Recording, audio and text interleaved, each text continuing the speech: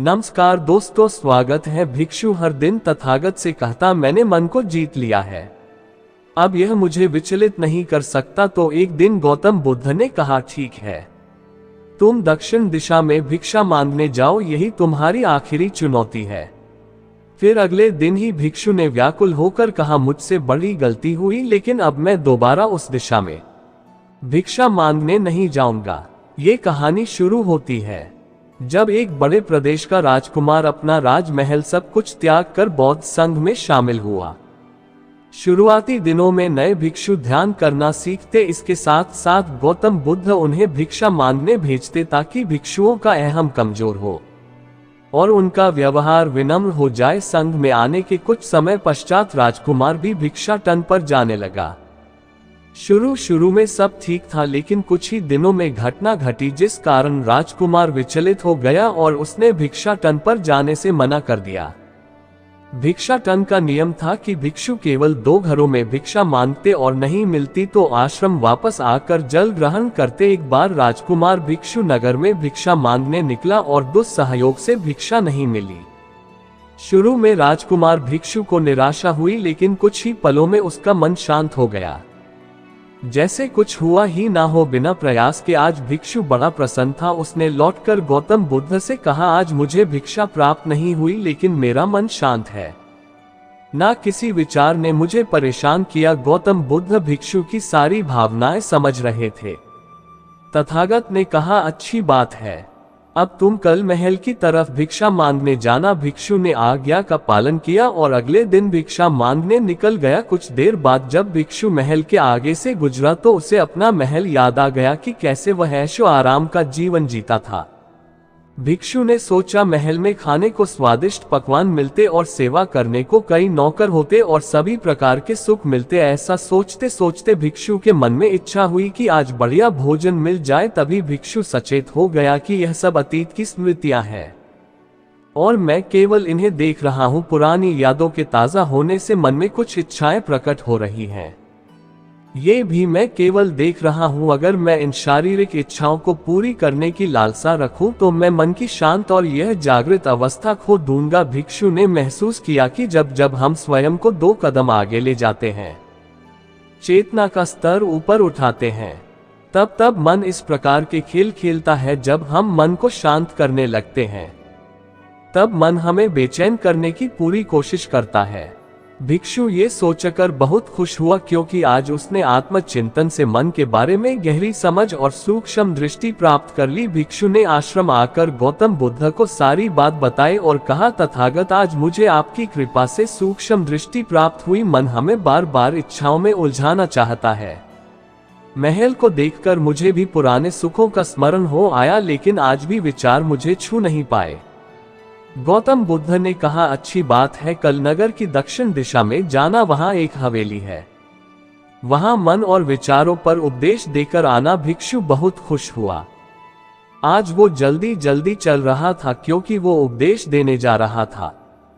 पर दोस्तों, इस बार की यात्रा भिक्षु पर भारी पड़ने वाली थी। कुछ ही देर में भिक्षु हवेली पहुंचा और भिक्षा के लिए आवाज लगाए। आवाज सुनकर एक सुंदर युवती बाहर आई। भिक्षु ने सोचा कि इस युवती की सुंदरता को देखकर मेरे मन में कोई विचार नहीं आना चाहिए, क्योंकि मेरा यहाँ आने का प्रयोजन तो इसको उपदेश देना है। युवती ने भिक्षु को प्रणाम किया और कहा, आइए पहले भोजन ग्रहण कीजिए। भिक्षु ने भोजन किया, फिर सोचा कि उपदेश देने से पहले थोड़ा आराम कर लेता तो अच्छा होता। भिक्षु ये सब सोच ही रहा था।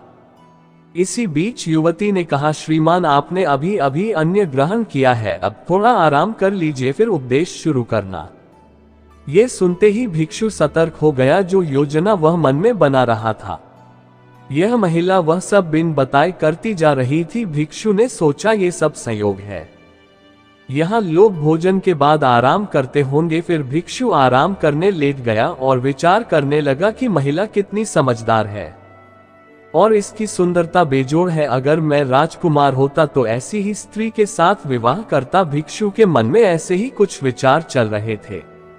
इतने में युवती फिर से आए और बोली, अगर आप राजकुमार होते तो मुझे उपदेश कैसे रते? भिक्षु जी, आप तो मुझे उपदेश देने आए थे ना। युवती का इतना कहते ही भिक्षु को स्पष्ट हो गया कि युवती तो मन पढ़ सकती है। भिक्षु घबरा गया और हाथ जोड़कर पूछा, क्या आप मेरा मन पढ़ सकती हैं? युवती ने कहा, क्षमा कीजिए, ध्यान करते करते मेरा मन शांत हो गया है, इसलिए बड़ी आसानी से मुझे दूसरों के विचार अपने आप महसूस हो जाते हैं, उनकी भावनाएं समझ आ जाती हैं।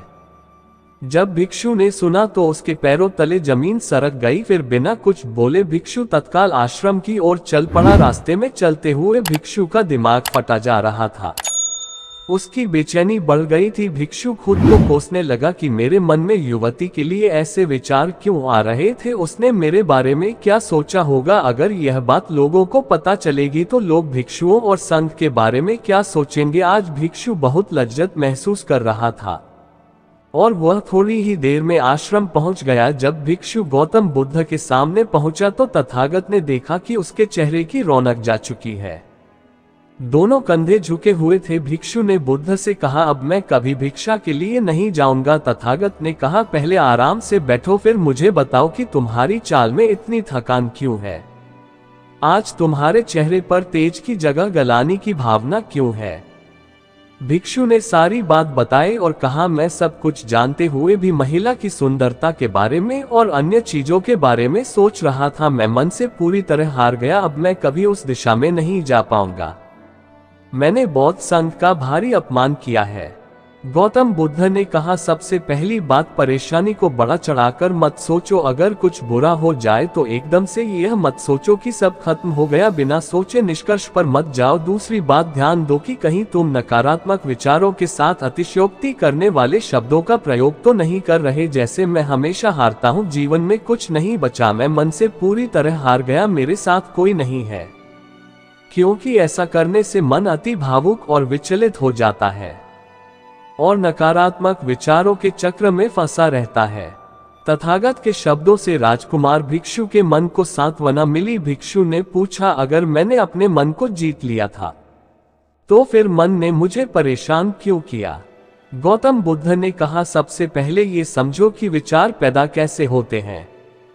पहले बाहर कुछ हुआ, फिर उस घटना के प्रति अंतर्मन ने प्रतिक्रिया की, इस कारण शरीर में भावना या सनसनी पैदा हुई, फिर इस सेंसेशन या फीलिंग के प्रति तुम्हारे सचेत मन ने यानी कॉन्शियस माइंड ने प्रतिक्रिया की। इस आखिरी स्टेप को हम विचार कहते हैं। भिक्षु ने पूछा, हमको परेशान करने की विचारों में इतनी शक्ति आती कहां से है? गौतम बुद्ध कहते हैं कि हम खुद विचारों को ये शक्ति प्रदान करते हैं। जब आप जजमेंट और सही गलत के टैग लगाकर विचारों को देखते हो तो उनके प्रति रिएक्ट करने लगते हो, एक विचार के साथ अन्य विचार भी सोचने लगते हो। जब तक आप खुद को जज करोगे तब तक मन आपको नीचा दिखाकर हावी होता रहेगा। भिक्षु ने पूछा, फिर मन शांत कैसे होगा? गौतम बुद्ध ने कहा, अगर विचार है तो शरीर में भावना भी महसूस हो रही है, क्योंकि हर विचार भावना के साथ प्रकट होता है। अगर आप अश्लील विचार महसूस कर रहे हो तो इसका मतलब है कि शरीर में एक भावना यानी सेंसेशंस भी महसूस हो रहे हैं और फिर आप उसके बारे में सोच रहे हो या रिएक्ट कर रहे हो, और इसी बात में मन को शांत करने का तरीका छपा है।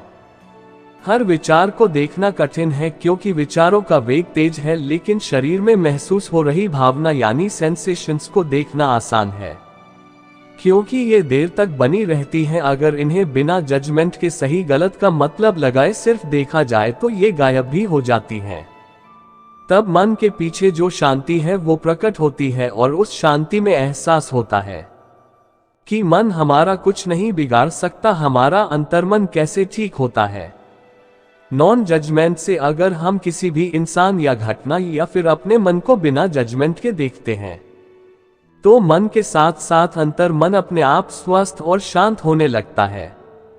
अगर तुमने मात्र ये देखा होता कि इस औरत के प्रति विचार केवल मेरे अंतर्मन के रिएक्शन के कारण है और यह मैं केवल देख रहा हूं, मन में बहुत कुछ चल रहा है, लेकिन मैं सांस के प्रति सचेत हूं, मैं शरीर में होने वाली प्रतिक्रिया को देख रहा हूं, तब भी तुम सचेत होकर दृष्टा भाव में लौट आते। मन के पीछे जो शांति है वह हमारी सबसे बड़ी ताकत है। हम बड़ी आसानी से विचारों को शांत कर सकते हैं और एक दिन ये जान सकते हैं कि किसी भी प्रकार का विचार चिंता असल में इस शांति को पार नहीं कर सकता। हम हमेशा विचारों से अछूते हैं।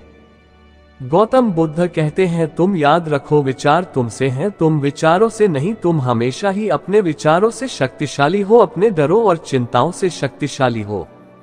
अब तुम अगले 7 दिन युवती के घर भिक्षा मांगने जाओगे, और ध्यान रखना, अपने विचारों को जज मत करना। अच्छे बुरे विचार केवल तुम्हारा द्वार खटखटाते हैं। तुम केवल इतना याद रखना कि तुम वह शांति हो जिसमें सब प्रकट हो रहा है। अगले दिन भिक्षु पूरे मार्ग जागृत होकर चला। महिला के घर जाने से पहले थोड़ी घबराहट हुई, लेकिन भिक्षु दृष्टा भाव में बना रहा। विचारों को, शरीर में उठ रही भावनाओं को, डरों को, गिल्ट को, सबको बस देखता रहा। जब वापस लौटा तो वह पूरी तरह शांत था। आज उसमें मैंने मन को जीत लिया है। यह अहंकार भी नहीं था, आज उसने सही मायनों में मन को पार कर लिया था।